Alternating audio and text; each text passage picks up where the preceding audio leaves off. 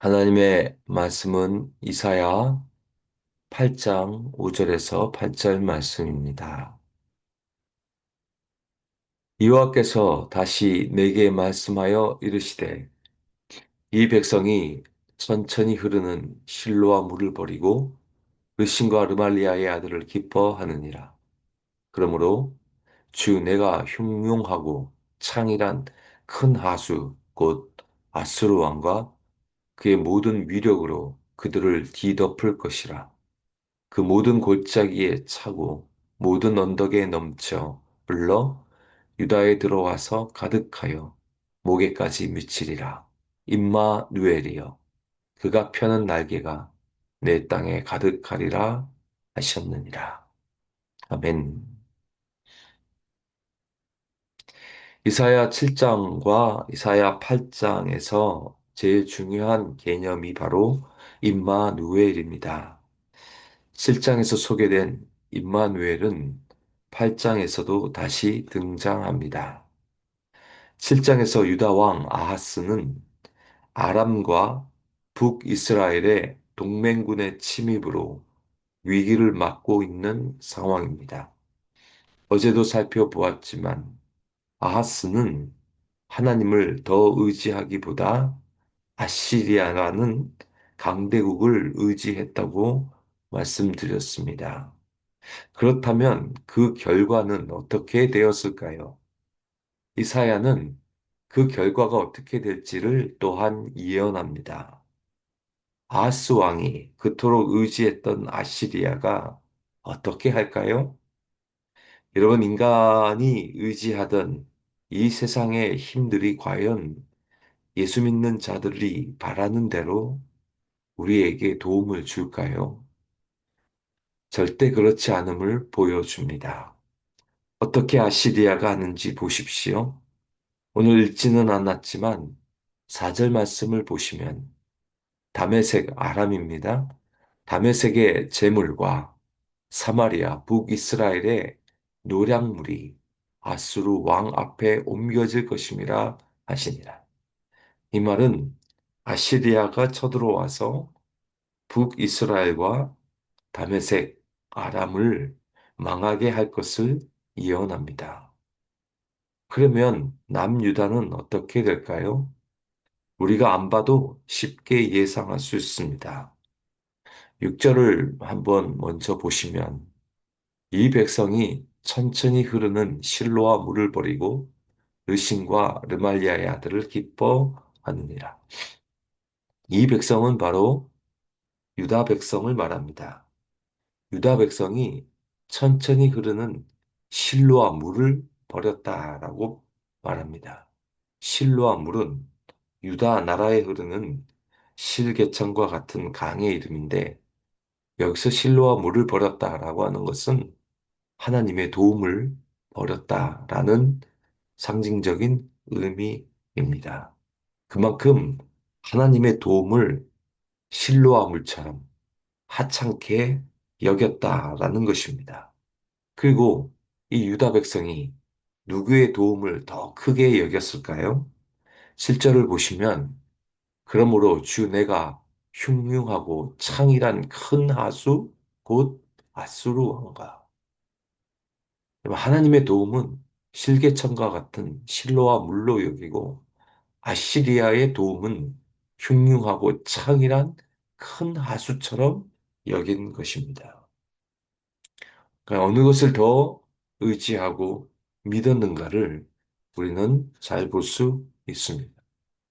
실개천과 큰 하수, 완전히 규모 자체가 다릅니다. 이게 세상 사람들이 보는 관점입니다. 눈에 보이는 관점입니다. 어느 것이 더 크게 보일까요? 당연히 큰 하수, 티그리스 강과 유프라테스 강, 거기에 있었던 아시리아를 더 크게 본 것입니다. 더 좋게 보이고 더 도움이 되는 것처럼 보입니다. 그래서 사람들이 하나님보다 보이는 저 큰 하수와 같은 세상 권력과 세상 나라, 세상의 힘들을 더 의지합니다. 저는 이 장면을 보면서 엘리사가 선지자로 있을 때 또다시 아람 왕이 쳐들어오는데 이때 엘리사의 사환이 그 쳐들어오는 군사를 보고 두려워할 때 엘리사가 이렇게 기도합니다.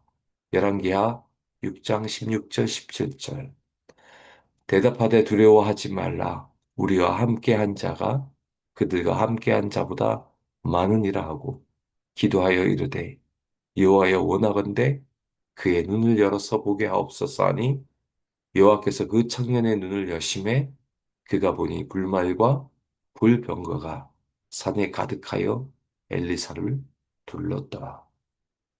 여러분, 우리는 눈에 보이는 것이 전부가 아닙니다.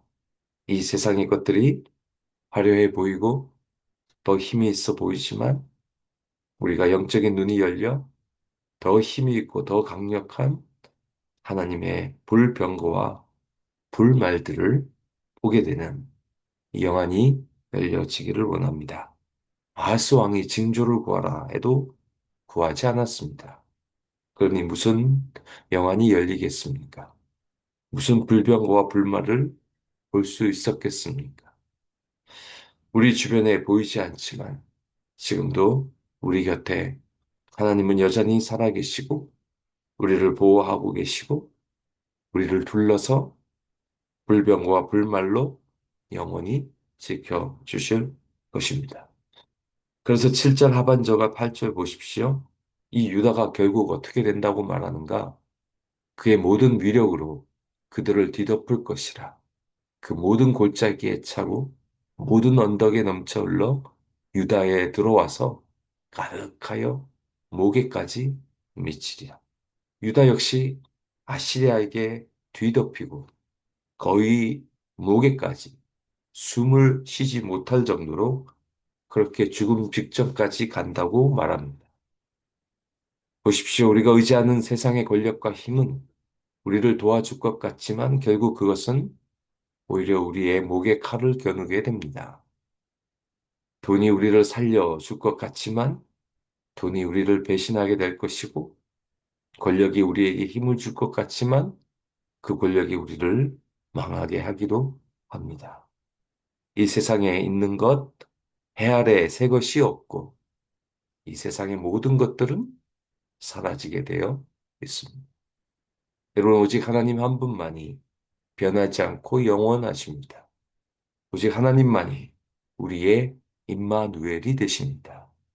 영원히 우리와 함께 하시는 분, 임마누엘 되시는 분, 그분이 우리 하나님이십니다. 보십시오. 그 임마누엘의 하나님이시니 유다를 어떻게 한다고 합니까? 8절 하반절을 보시면 임마누엘이요. 그가 펴는 날개가 내 땅에 가득하리라 하셨느니라. 큰 하수가 유다를 가득 차고 흘러 넘친다 할지라도 우리 하나님이 임마누엘이 되셔서 그가 펴는 날개가 내 유다 땅에 가득하리라 하십니다. 얼마나 감사한 일이고 얼마나 우리 하나님이 그 창의하고 흉흉하고 넘치는 하수를 그 펴는 날개로 가득하게 덮어주시고 보호해 주신다라고 말씀해 주십니다. 여러분, 우리 하나님이 사랑 그 자체이십니다. 우리는 변하고 우리는 세상의 힘을 의지하고 또다시 불신하고 또다시 하나님을 등지지만 우리 하나님은 임마누엘이 되셔서 우리를 영원토록 보호하시고 지키시고 이끌어 주시는 분이십니다. 그러니 임마누엘이 되시는 하나님이 친히 인간의 몸을 입고 이 땅에 내려와 주신 것입니다. 내가 너희를 영원히 보호하고 영원히 함께 하시겠다는 것을 친히 증명해 주신 것입니다. 그것도 모자라서 예수 그리스도가 부활하시고 승천하셔서 나는 없지만 너희들 안에 거하고 너희들과 함께 영원히 거하시겠다라고 하시면서 성령 하나님으로 우리들 안에 영원히 임재해 계십니다. 여러분, 우리 하나님은 저와 여러분을 결코 떠나지 않습니다. 결코 포기하지 않습니다. 영원한 우리 하나님으로 함께해 주실 것입니다. 이 임마누엘, 정말 좋은 징조를 우리는 이미 받았습니다. 영원히 함께 하시는 임마누엘 하나님, 오늘도 모시고 여러분 함께 보호하시는 은혜가, 지켜주시는 은혜가 함께 하시기를 주님의 이름으로 축원드립니다.